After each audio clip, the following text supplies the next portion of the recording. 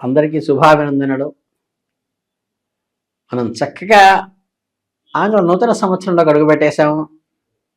జనవరి నెలలో ఉన్నాము. జనవరి నెలలో మకర రాశి వారికి ఎలా ఉందో చూద్దాం. ఈ మకర రాశి వారికి అత్యంత కీలకమైన ఆసక్తికరమైన స్థితిగతులు రాబోతున్నాయి. గ్రహస్థితిలో ఒక నిశ్చితంగా పరిశీలిస్తే మీ రాష్ట్రాధిపతి అయిన శని భగవానుడు తృతీయ స్థానంలో సంచరిస్తడం వల్ల భాతృస్థానంలో ఒక విజయవంతమైన కాలంగా చెప్పవచ్చు. గత కాలంగా మీరు అనుభవిస్తున్న ఏలినాటి శని ప్రభావం నుండి పూర్తిగా బయటపడి శని తృతీయంలో ఉండటం వల్ల మీలో ఆత్మవిశ్వాసము, ధైర్యము మరియు కార్యదీక్ష గణనీయంగా పెరుగుతాయి. ఏదైనా పని ప్రారంభించాలంటే వెనకడుగు వేసే మనస్తత్వం పోయి సాహసోపేతమైన నిర్ణయాలు తీసుకునే దిశగా మీ ఆలోచన సాగుతాయి. ముఖ్యంగా ఈ మాసంలో మీ ప్రయత్నాలకు తగిన గుర్తింపు లభిస్తుంది. అయితే ఇతర గ్రహాల సంచారము మరియు నక్షత్ర గోచారాన్ని బట్టి కొన్ని విషయాల్లో ఆచితూచి వ్యవహరించవలసిన అవసరం ఎంతైనా ఉంది. ఈ మాసం ప్రారంభంలో సూర్యుడు ద్వాదశ స్థానంలో ఉన్నప్పటికీ సంక్రాంతి తర్వాత మీ స్వరాశిలోకి లగ్నంలోకి ప్రవేశించడం వల్ల మీలోని తేజస్సు, అధికారము మరియు నాయకత్వ లక్షణాలు పెరుగుతాయి. ద్వితీయ స్థానంలో ఉన్న పాపగ్రహాల ప్రభావం వల్ల మాట విషయంలో, ఆర్థిక విషయాల్లో కొంత జాగరూకత అయితే చాలా అవసరం. కుటుంబ జీవితం విషయానికి వస్తే ఈ మాసం కొంచెం సున్నితంగా వ్యవహరించిన విషయంగా ఉంటుంది. ద్వితీయ స్థానంలో గ్రహాల ప్రభావం మీ మాట తీరుపై పడుతుంది. మీ ఉద్దేశం మంచిదే అయినప్పటికీ మీరు మాట్లాడే విధానము, ఇతరులను కన్విన్స్ చేసే పద్ధతే ముఖ్యంగా కీలకమైన బాధ్యత వహిస్తాయి. అంటే కుటుంబ సభ్యుల మధ్య చిన్నపాటి మనస్పర్ధలు లేదా గొడవలు వస్తే సర్దుకుపోవటం ఈజీ, బయట వారితో వస్తే కష్టం. చిన్న విషయాలకే కోపగించుకోవటం వల్ల ఇంట్లోనూ ప్రశాంతత దెబ్బతింటుంది, బయట బంధాలు దెబ్బతింటాయి. సోదరులతో, దాయాదులతో ఉన్న ఆశితగాదాలు ఇతరుల సమస్యల పరిష్కారమయ్యే దిశగా దిగుతాయి.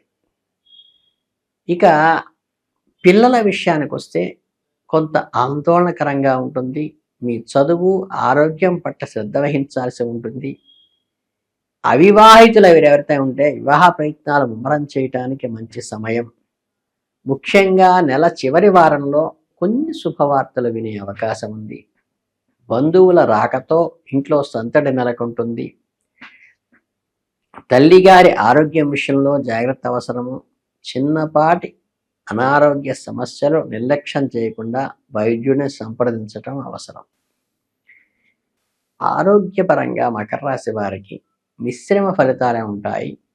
శారీరకంగా మీరు దృఢంగా ఉన్నప్పటికీ మానసికంగా స్ట్రెస్ బాగా పెరుగుతుంది. ఒత్తిడి, కుటుంబ బాధ్యతల పట్ల నిద్రలేమితనము, ఒక రకమైన వేవరింగ్ అంటే ఆందోళనకరమైన పరిస్థితులు కూడా తలెత్తుతాయి.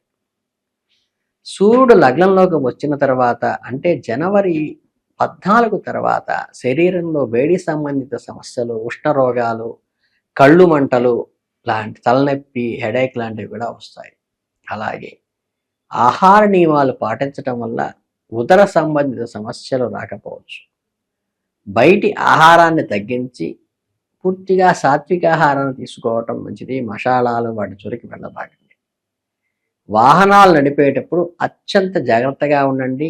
చిన్నపాటి ప్రమాదాలకు ఆస్కారం ఉంది కాబట్టి వేగ నియంత్రణ అవసరం. యోగా, ధ్యానము వంటివి చేయటం వల్ల మానసిక ప్రశాంతత లభిస్తుంది. దీర్ఘకాలిక అనారోగ్య సమస్యలు ఉన్నవారు మందుల విషయంలో అశ్రద్ధ చేయకూడదు. ఈ మాసంలో వాత సంబంధిత నొప్పులు, కీళ్ళ నొప్పులు బాధించే అవకాశం ఉంది కాబట్టి శారీరక వ్యాయామం చేయటం ద్వారా ఆరోగ్యాన్ని కాపాడుకోవచ్చు. ఆర్థిక పరంగా ఈ మాసం మీకు మిశ్రమ ఫలితాలను ఇస్తుంది. రాబడికి లోటు లేనప్పటికీ ఖర్చులు కూడా అదే స్థాయిలో ఉండే అవకాశం ఉంది.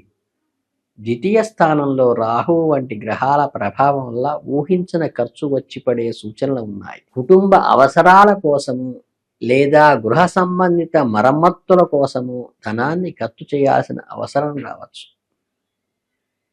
తృతీయంలో ఉన్న శని వల్ల మీ ఆర్థిక స్తోమత పెంచుకోవటానికి మీరు చేసే కొత్త ప్రయత్నాలు ఫలిస్తాయి.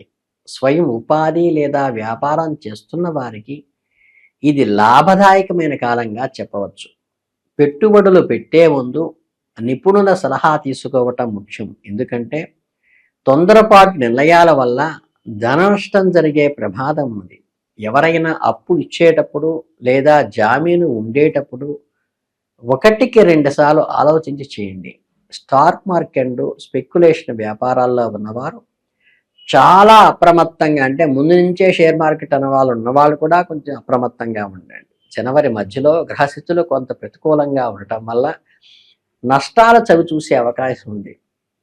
ఇక స్థిరాస్తి కొనుగోలు విషయం వస్తే చర్చలు ఫలిస్తాయి. పత్రాల విషయంలో లీగల్ మ్యాటర్ జాగ్రత్తగా చూసుకుంటే పెట్టుబడి ఇబ్బంది లేదు.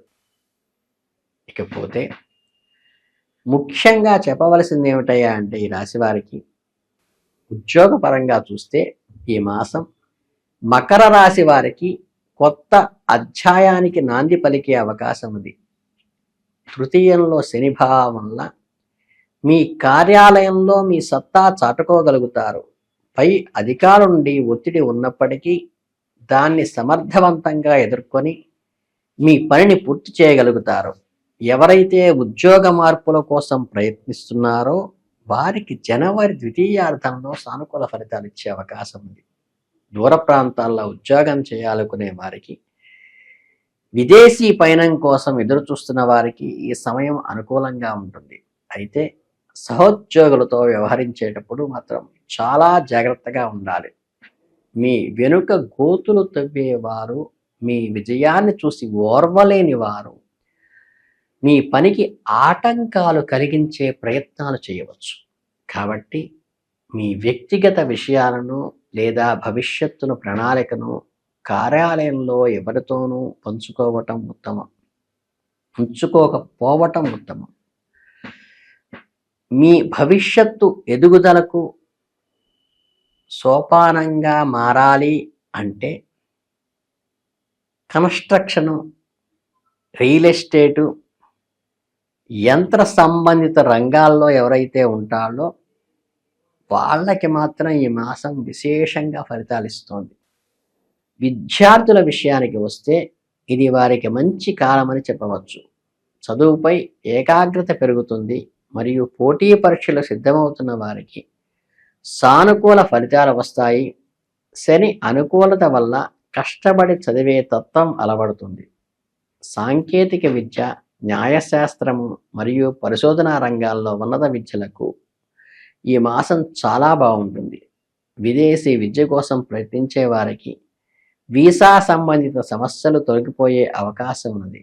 స్నేహితులతో సమయం వృధా చేయటం, వినోదాలకు అధిక ప్రాధాన్యత ఇవ్వటం వల్ల చదువులో వెనుకబడే ప్రమాదం ఉంది. కాబట్టి సమయ పాలన చాలా ముఖ్యం. టైం మేనేజ్మెంట్, ఉపాధ్యాయులు మరియు పెద్దల సలహాలు పాటించడం వల్ల మెరుగైన ఫలితాలను సాధించవచ్చు. కళలు, క్రీడల పట్ల ఆసక్తి ఉన్న వారికి కూడా ఈ మాసం చాలా ప్రోత్సాహకరంగానే ఉంటుంది. మీ ప్రతిభను నిరూపించుకోవడానికి మంచి అవకాశాలు కూడా ఈ మాసంలో వస్తాయి. మొత్తం మీద చూస్తే ఏమవుతుందంటే జనవరి 26 మకర రాశి వారికి పురోభివృద్ధిని సూచిస్తోంది. కొన్ని చిన్నపాటి అవాంతరాలు, మానసిక ఒత్తిడి ఉన్నప్పటికీ మీ ఆత్మవిశ్వాసం ఏదైతే ఉందో, మీలో శ్రమపడే మనస్తత్వం ఏదైతే ఉందో దీనివల్ల విజయం సాధిస్తారు. మీ రాష్ట్రాధిపతి అయిన శని బలంగా ఉండటం వల్ల మీ రక్షణ కవచంగా పనిచేస్తుంది. ఈ మాసంలో వచ్చే సమస్యలను అధిగమించడానికి మరియు శుభ ఫలితాలను పొందేందుకు దైవ ఆరాధన చేయటం మంచిది. శివునిదేవుని ఆరాధించడం, హనుమాన్ చాలీసా పఠించడం, శివాలయాల్లో అభిషేకం చేయించుకోవడం వల్ల ప్రశాంతత లభిస్తుంది. పేదలకు లేదా వికలాంగులకు సహాయం చేయటం వల్ల శనిగ్రహ అనుగ్రహం పొంది దోషాలు తొలగుతాయి. అలాగే సుబ్రహ్మణ్య స్వామి ఆరాధన చేయటం వల్ల కుటుంబంలో కలహాలు తగ్గి ప్రశాంత వాతావరణం నెలకొంటుంది. ఆర్థిక ఇబ్బందులు తొలగటానికి లక్ష్మీ స్తోత్రాన్ని పఠించడం కూడా మంచిది. ఎలాంటి క్లిష్ట పరిస్థితి ఎదురైనా ధైర్యంగా ఎదుర్కొనే సత్తా మీలో కలుగుతుంది. కనుక ఈ రకమైన చిన్న చిన్న రెమెడీస్ చేసుకుంటూ ఈ మాసం అద్భుతంగా ముందుకు వెళ్ళాలని మీకు మనస్ఫూర్తిగా కోరుకుంటూ శుభాభినందనలతో జై హింద్.